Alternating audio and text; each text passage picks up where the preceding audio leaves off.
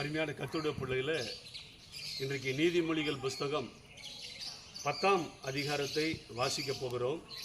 அதனுடைய 22வது வசனம்.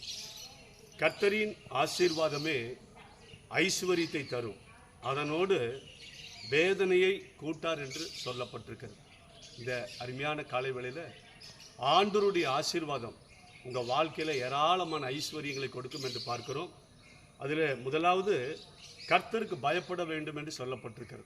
நீங்கள் கர்த்தருக்கு பயப்படுகிற பொழுது உங்கள் வாழ்க்கையில் ஒரு ஆசீர்வாதத்தை கர்த்தர் கொடுக்கிறார்.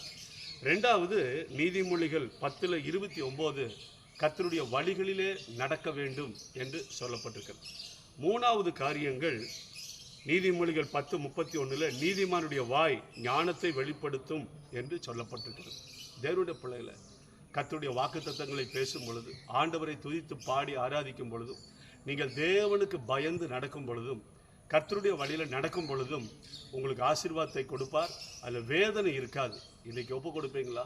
நான் ஆண்டவருக்கு பயப்படுவேன், அவருடைய வழியில் நடப்பேன், கர்த்தருடைய வார்த்தைகளை பேசுவேன் என்று சொல்லி கர்த்தருடைய ஆசீர்வாதத்தை பெற்றுக்கொள்வீர்கள். God bless you. God bless you.